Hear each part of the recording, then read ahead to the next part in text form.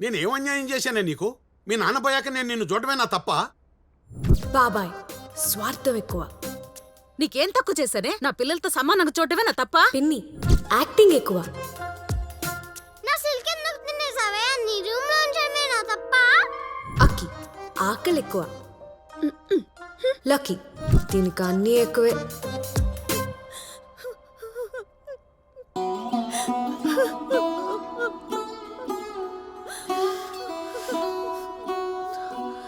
అమ్మా ప్లీజ్. ఎందుకు వదిన ఏడవడం? ఇది ఇంకా పోలేదుగా. మీ అన్నయ్య ఉన్నట్టు దీనికి పరిస్థితి వచ్చేదా అయ్యా? ఊరుకోండి వదిన. దాని వాళ్ళకం చూస్తుంటే సూసైడ్ చేసుకునేది అలాగా ఉంది. అది రాసిన ఈ సూసైడ్ లెటర్ చూసారా? నా చావుకు పిన్ని బాబాయ్ కారణం కాదు, లక్కీకి అయితే అసలు సంబంధమే లేదు. సూసైడ్ లెటర్లా ఉందా ఇది? A1 A2 ముద్దాయి లిస్టు రెడీ చేసినట్టుగా ఉంది. పైగా మా ముగ్గురు పేర్లు రెడ్ పెన్ తో మార్క్ చేయటం ఒకటి.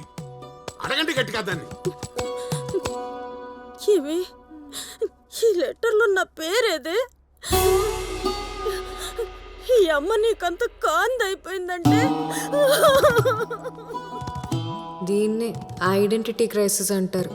ఎక్కడైనా మన పేరు ఉండాలనుకోవడం సహజమే, కానీ వేరే వాళ్ళ సూసైడ్ నోట్లో కూడా ఉండాలనుకోవడం మా అమ్మకే చెల్లింది.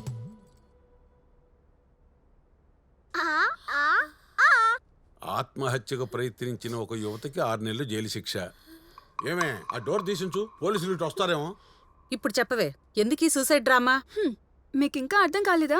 దానికి పెళ్లి కాకుండా నాకు చేయడానికి రెడీ అయిపోయారు కదా, అదే దాని బాధ.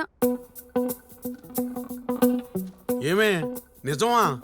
మరి ఓపెనర్ అవుట్ అవ్వకుండా 1 డౌన్ బ్యాట్స్మెన్ గ్రౌండ్ లోకి దిగితే కాలదా? అలా అని ఓపెనర్ జిడ్డాడుతూ కూర్చుంటే కెప్టెన్ కి మండదా?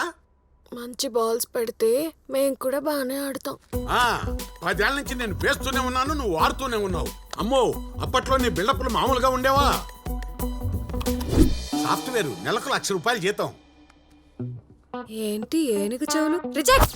అబ్బాయి పోలీస్ ఆఫీసర్ అమ్మా, 2 చేతుల్లో సంపాదిస్తాడు. 4 అడుగులు కూడా లేడు. రిజెక్ట్.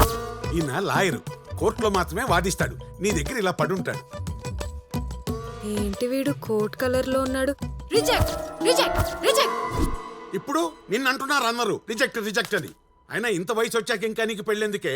కాషాయం బట్టలు కట్టుకుని శుభ్రంగా సన్యాసుల్లో కలిసిపోక. బాబీ, నా వయసు గురించి మాట్లాడితే నాకు కోపం వస్తుంది. ఆయన అన్నదానిలో తప్పే ఉంది. నీ వయసు ఎంతో నీకు తెలీదా? చెప్పు, నీ వయసు ఎంత? నీ వయసు ఎంతే చెప్పు. నీ వయసు అంతే చెప్పు. అడుగుతున్నారుగా, చెప్పవే నీ వయసు ఎంతో.